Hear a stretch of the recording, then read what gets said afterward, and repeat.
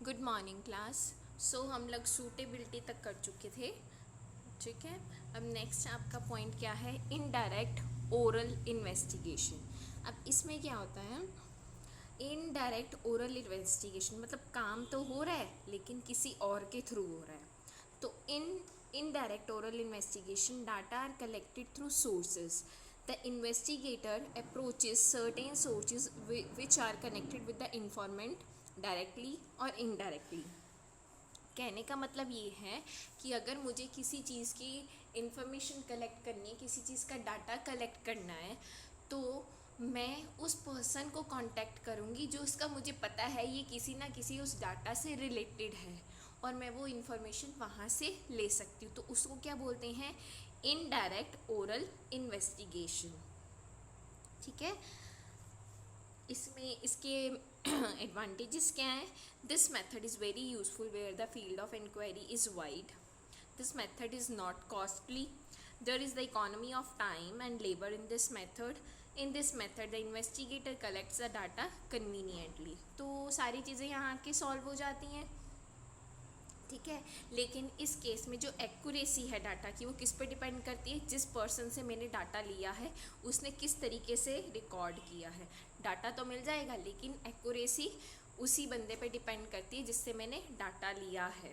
तो आपको पता चल ही गया कि ये मेथड कहाँ पे एप्लीकेबल होता है कि जहाँ पे बहुत बड़ा रीजन हो इंक्वायरी करने का, कॉस्टली नहीं होता, टाइम और लेबर की इसमें ख़ास ज़रूरत नहीं पड़ती है, और इसमें क्या है, जो डाटा कलेक्टर होता है उसको इजीली डाटा मिल भी जाता है, ठीक है।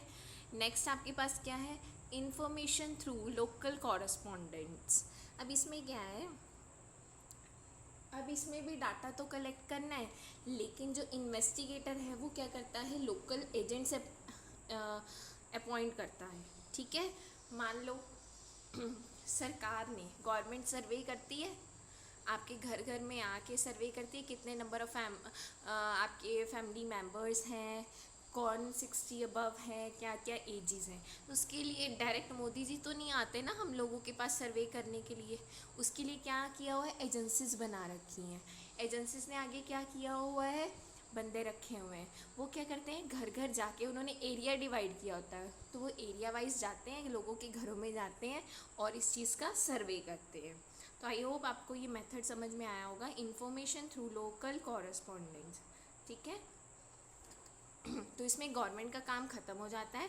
तो गवर्नमेंट का जो भी डाटा उनको चाहिए वो किस पे डिपेंड करता है? इन लोकल एजेंट्स पे डिपेंड करता है ये किस तरीके से डाटा कलेक्ट करते हैं। तो लिखा भी हुआ देखो, this method is adopted by government, semi government and private institutions to collect the information.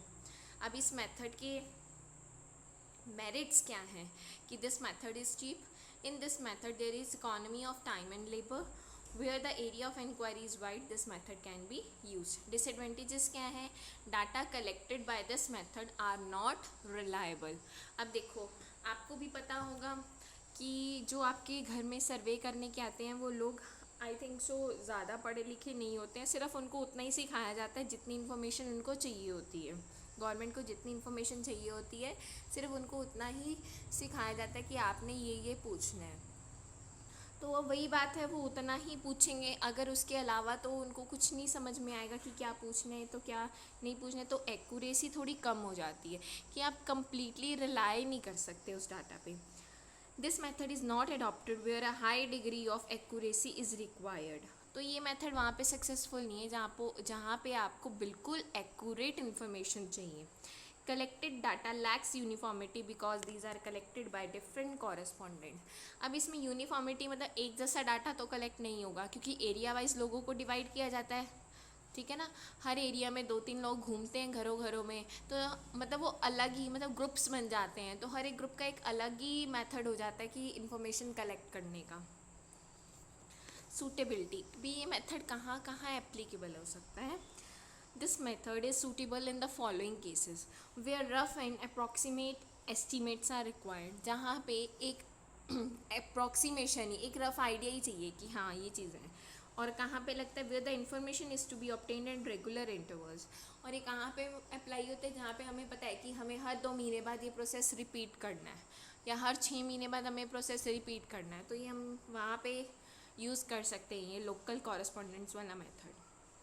ठीक है, नेक्स्ट देखो क्या है, questionnaires to be filled in by the informants.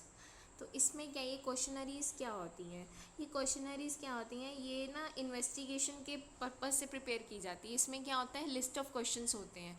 अब देखो, अगर आप सपोज़ कोई नया सुपर मॉल खुला है आपके यहाँ, ठीक है, कोई ना कोई मॉल खुला है, पीवीआर खुला है, जो भी खुला आपके यहाँ, तो जैसे ही आप लोग जाते हो शॉपिंग करने के लिए, नया खुला हो, तो लोग फीडबैक मांगते हैं ना आपसे, कहते हैं ना, या कोई रेस्टोरेंट ही ओपन हुआ हो तो आपने देखा होगा कि उन्होंने एक डायरी लगाई होती है, उसमें अंदर ना क्वेश्चंस लिखे होते हैं कुछ पर्टिकुलर, कि आपको खाना अच्छा लगा, आपको यहाँ की सर्विस कैसी लगी, इंफ्रास्ट्रक्चर कैसा लगा, कॉस्ट वाइज कैसा लगा।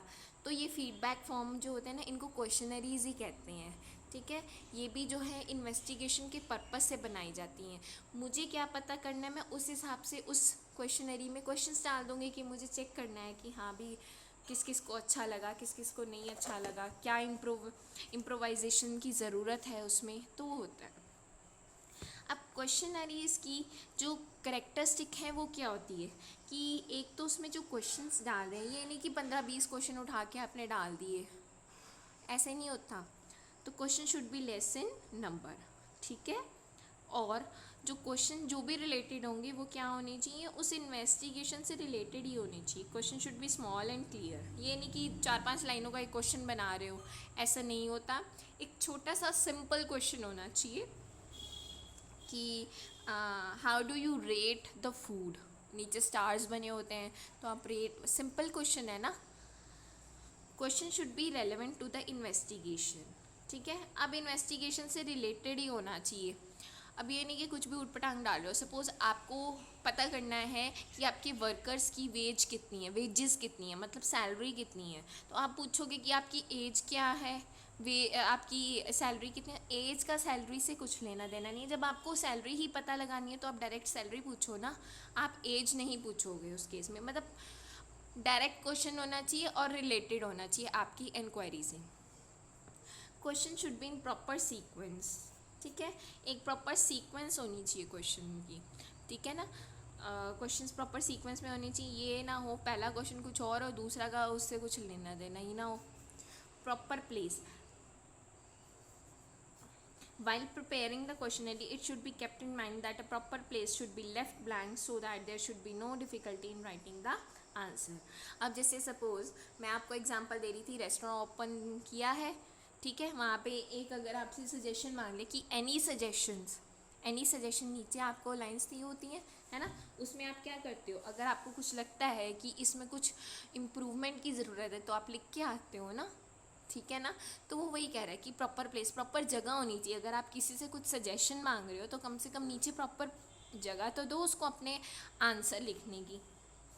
नेक्स्ट क्या है, prohibited question should not be included, मतलब बेतुके जिसका कुछ लेना देना ही नहीं है वो इंक्लूडेड नहीं होनी चाहिए। फॉर एग्जांपल देखो, इसे पूछा have you left travelling without ticket, ये क्या बात हुई, ये क्या पूछने का कोई मतलब ही नहीं है कि क्या आपने बिना टिकट के कभी ट्रैवल किया है, इसका कुछ लेना देना ही है आपकी इंक्वायरी से। Has there been no improvement in your health, आपको हेल्थ से भी, अगर वही है ना, अगर रेस्टोरेंट ओपन किया है, ये दोनों क्वेश्चंस तो इररेलेवेंट हो गए ना, कुछ लेना देना ही नहीं है, क्यों पूछना है आपको।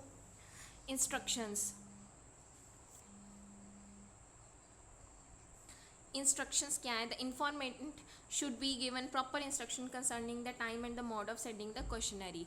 अब जिससे आपने भरवानी है क्वेश्चनरी, तो उसको प्रॉपर इंस्ट्रक्शन देनी पड़ेगी कि इसमें ये है, आपको ये फिल करना है। पायलट सर्वे का मतलब क्या है कि बिफोर सबको डिस्ट्रीब्यूट करने से पहले, क्वेश्चनरी को सबको देने से पहले, it must be pretested with some group so that the shortcoming of the questionnaire should be determined and remove. अब सबको बांटने से पहले आपका काम क्या है, पहले कुछ लोगों पे उसका ट्रायल करना, कि ताकि आपको पता लगे कि कुछ इम्प्रूवमेंट की ज़रूरत है तो वो हो जाए। वेरिफिकेशन क्या है कि while drafting the questionnaire it should be kept in mind that there should be proper verification of judging the answer।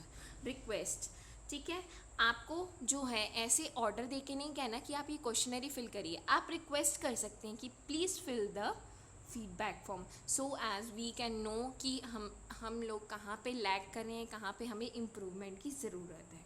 ठीक है, नेक्स्ट क्या, cross checking of questions in the nature of cross check should also be incorporated in the questionnaire so as to ensure the correctness of the question. जब आप बना लेते हैं उसको एक बार क्रॉस चेक करेंगे कि कुछ हमने मिस्टेक तो नहीं की।